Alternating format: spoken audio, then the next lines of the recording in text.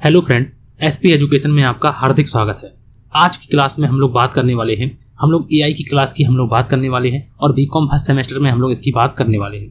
अगर हम लोग बात करते हैं कि एआई फॉर कॉमर्स जो है आप लोगों के सिलेबस में आ गया है, ठीक है, और पिछली वर्ष भी पेपर हुआ था हम लोगों का।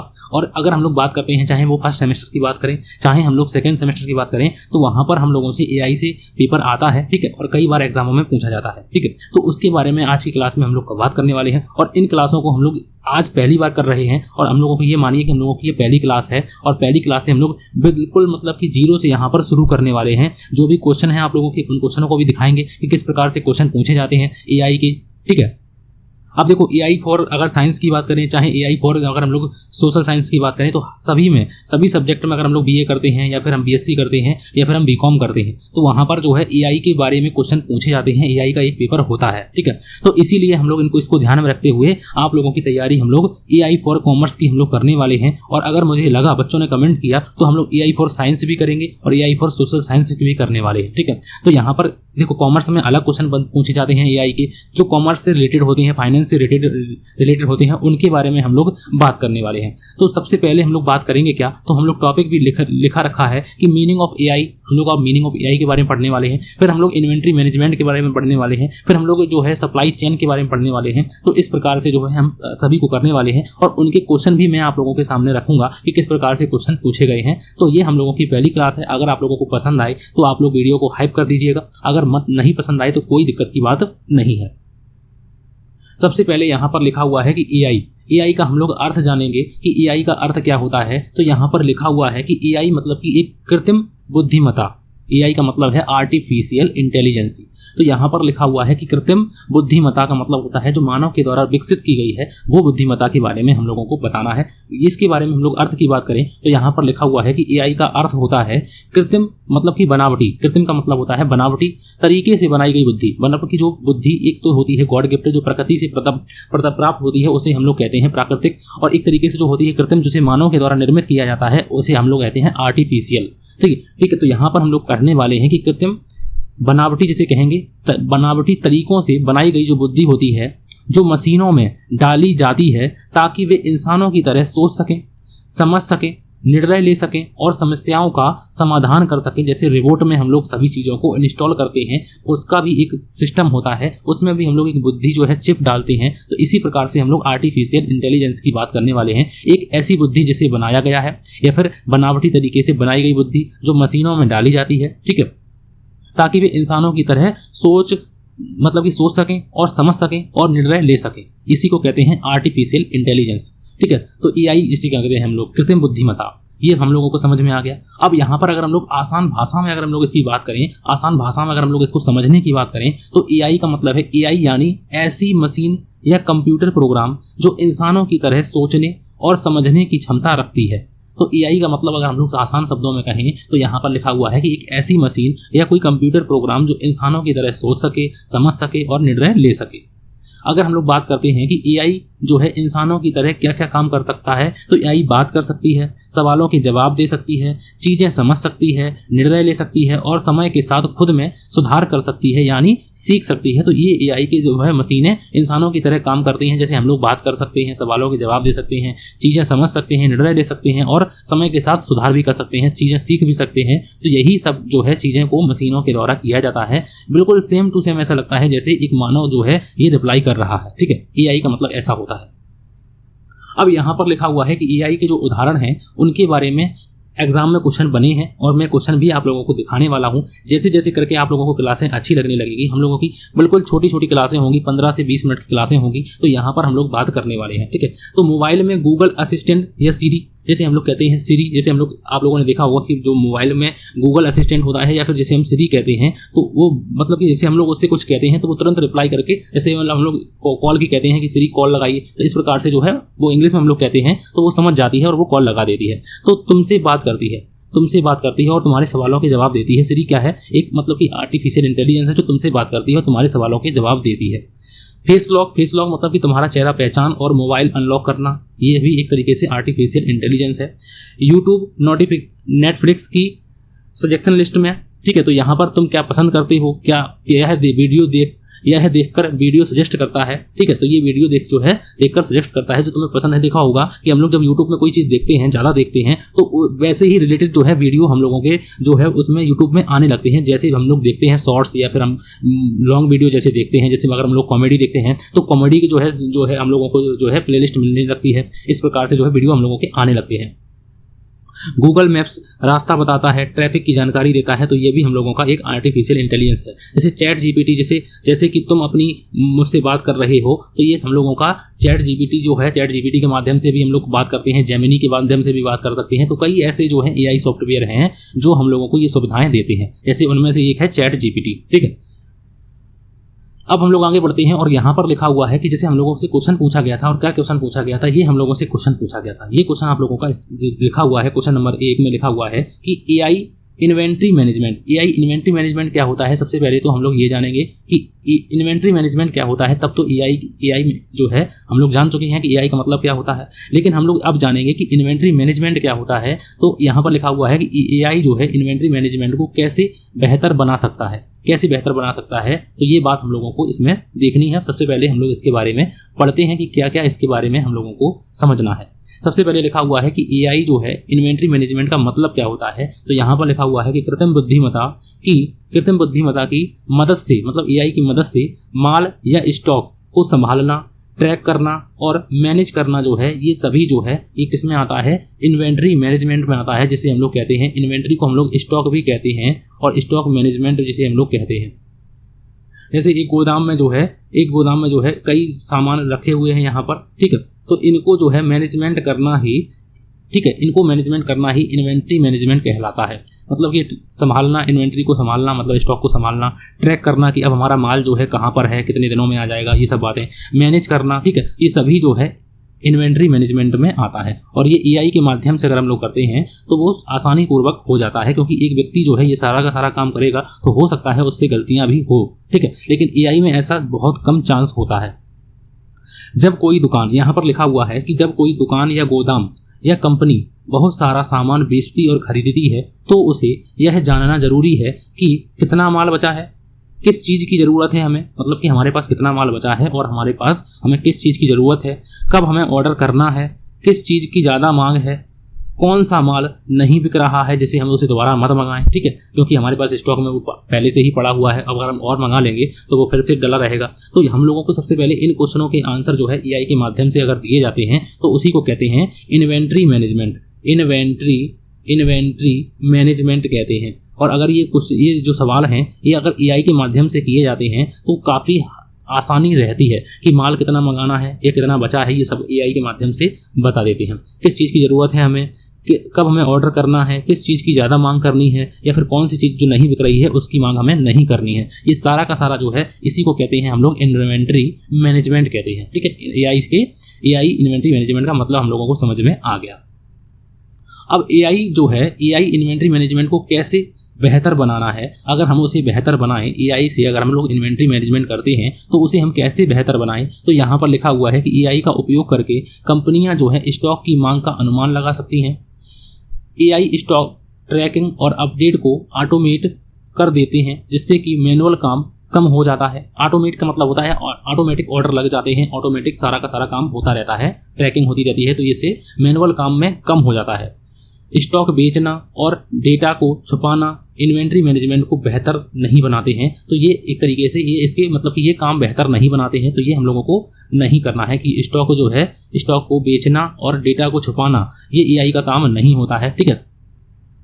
डाटा को छुपाना तो इसका काम होता नहीं है। तो यही क्वेश्चन हम लोगों को पढ़कर देखना है कि एआई इन्वेंट्री मैनेजमेंट को कैसे बेहतर बना सकता है।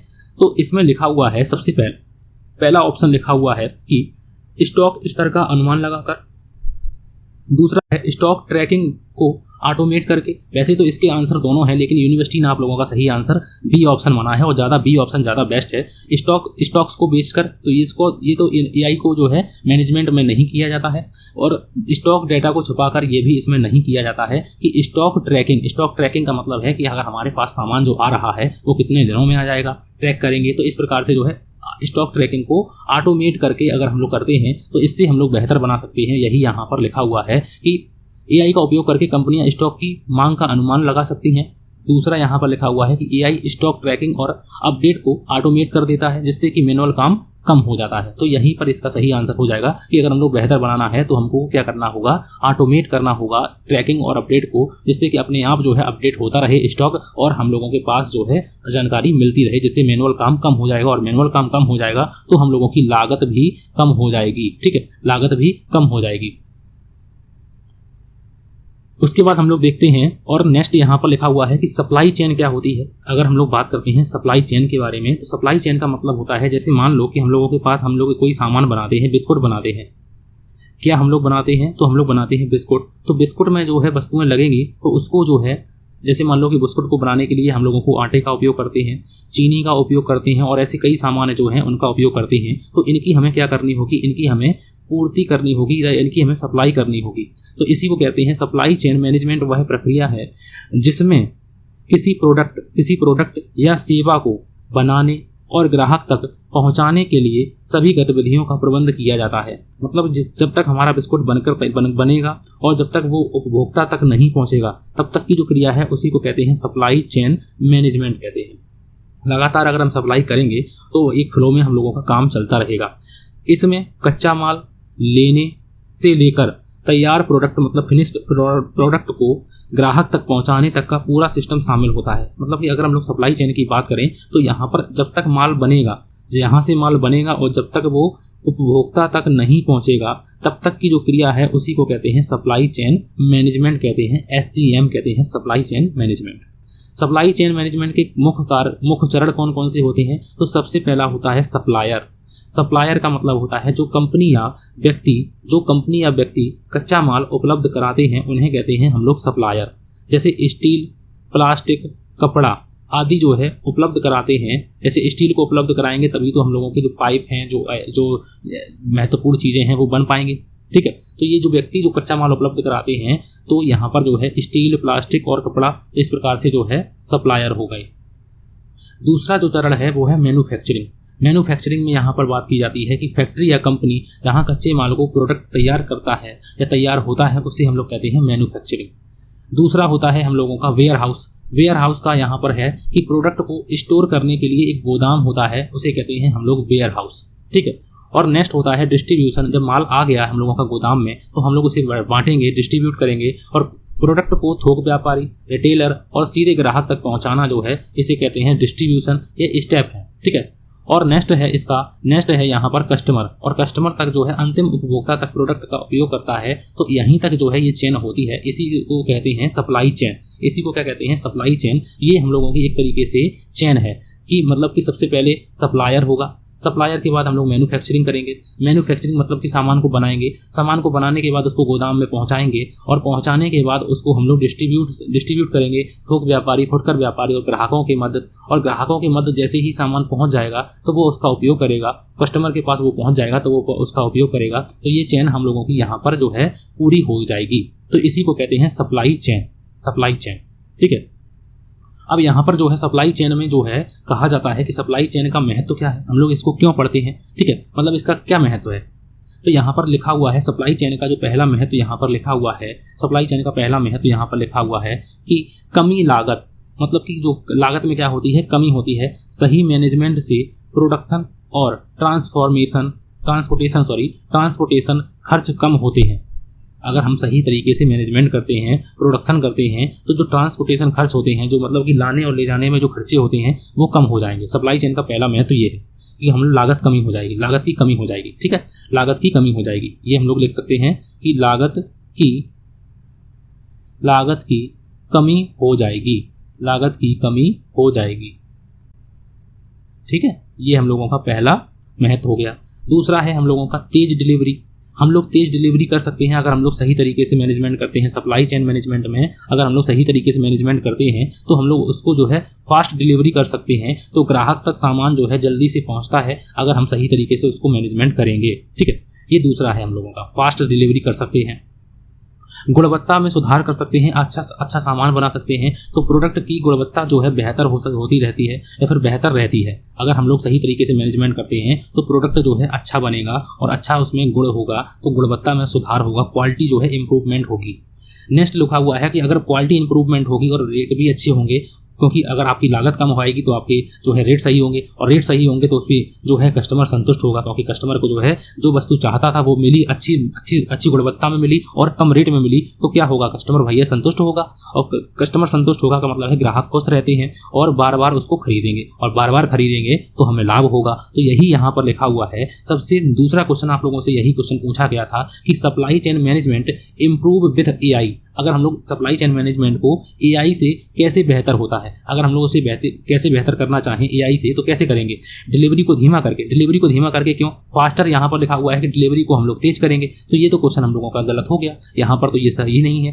दूसरा लिखा हुआ है कि देरी की भविष्यवाणी करके और रास्ते जो है ऑप्टिमाइज करके, देरी की भविष्यवाणी करके हम लोग देरी को भविष्यवाणी कर सकते हैं। ठीक है, देख सकते हैं कि हम लोगों का सामान जो है देरी से जाएगा या आएगा। ठीक है, सभी ऑर्डर कैंसिल करके तो ये तो हम लोग नहीं करते हैं। सप्लाई चेन मैनेजमेंट का ये भी एक तरीके से अच्छा नहीं है कि सभी ऑर्डर कैंसिल कर देंगे, या फिर प्रोडक्ट क्वालिटी कम करके, तो प्रोडक्ट क्वालिटी भी कम नहीं करेंगे। क्यों करेंगे कम, क्योंकि यहाँ पर कहा गया है कि हम लोग अच्छी इंप्रूव करेंगे क्वालिटी को, इससे क्या होगा, इंप्रूव होगी क्वालिटी। तो इस प्रकार से हम लोग बता सकते हैं कि प्रोडक्ट क्वालिटी कम करके, यही गलत है, ये भी गलत है, ये भी गलत है, तो हम लोगों का कौन सा सही आंसर हो जाएगा। तो इस प्रकार से जो है आप लोगों को ऑप्शन भी आप लोगों को हटाने हैं कि इस प्रकार से जो है हम लोगों का बेस्ट ऑप्शन हो जाएगा कि देरी की भविष्यवाणी करके और रास्ते जो है ऑप्टिमाइज करके। ठीक है, अब एक क्वेश्चन और पूछा है आप लोगों से एआई से।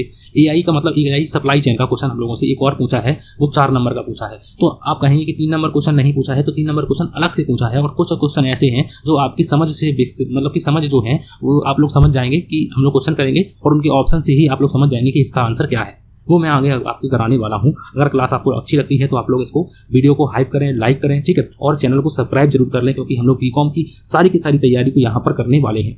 अब यहाँ पर लिखा हुआ है कि एआई सप्लाई चेन की निगरानी कैसे करता है। तो एआई जो है सप्लाई चेन की निगरानी कैसे करता है, रियल टाइम ट्रैकिंग करके, समस्याओं को नजरअंदाज करके, तो ये तो नहीं करता है। रैंडम चेकिंग मतलब कि सैंपल नहीं लेता है, ये भी नहीं करता है। मैनुअल आइटम गिनकर नहीं, एक एक करके आइटम नहीं गिनेगा, 1 2 3 4 5 6 ऐसे नहीं गिनेगा। ठीक है, मैनुअल आइटम नहीं गिनेगा। ठीक है, क्योंकि यहाँ पर तो है, यहाँ पर देखो कहा गया है भैया, यहाँ पर क्या कहा गया है, यहाँ पर लिखा हुआ है, यहाँ पर हम लोगों ने अभी पढ़ा था, हम लोगों को क्या पढ़ा था कि यहाँ पर लिखा हुआ है कि मैनुअल काम को कम करता है एआई। तो यहाँ पर ये ऑप्शन आप लोगों के लिए लिखा हुआ है कि क्या लिखा हुआ है कि मैनुअल आइटम गिनकर, तो ये भी ऑप्शन गलत हो गया, ये भी ऑप्शन गलत हो गया, और ये भी ऑप्शन गलत हो गया। तो रियल टाइम ट्रैकिंग करके जो है इसका सही आंसर हो जाएगा। ए ऑप्शन बिल्कुल सही आंसर हो जाएगा, और इसका बी ऑप्शन बिल्कुल सही आंसर हो जाएगा। ठीक है,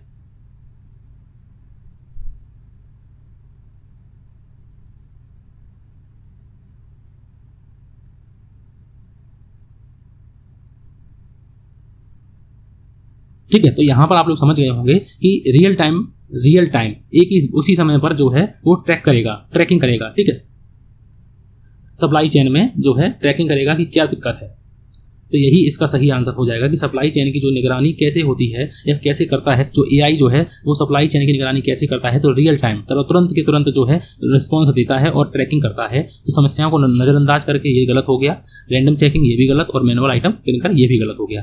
ठीक है, तो इस प्रकार से जो है हम लोगों ने आज क्वेश्चन जरूर थोड़े से किए हैं, 3 क्वेश्चन किए हैं, लेकिन हम लोगों ने जो छोटे छोटे टॉपिक हैं उनको भी मैं इसी प्रकार से आप लोगों के सामने लेकर आऊँगा, और छोटी छोटी क्लासें ही आप लोगों के लिए बनाने वाला हूँ। ठीक है, अगर आप लोगों को ऑर्गेनाइजेशन की क्लास पढ़नी है तो ये ऑर्गेनाइजेशन की पूरी प्लेलिस्ट है, और यहाँ पर जो है 24 क्लासें जो है मैंने अपलोड की हुई हैं। आप लोगों की 6 क्लासें और रह जाती हैं, तो कुल मिला के आप लोगों को यहाँ पर ऑर्गेनाइजेशन की 30 क्लासें मिलने वाली हैं। तो अगर आप लोग देखते हैं तो इसको भी देखिए। ठीक है, और इनको जो है लाइक करिए और चैनल को सब्सक्राइब करिए। तो आज की क्लास के लिए थैंक यू फॉर वॉचिंग।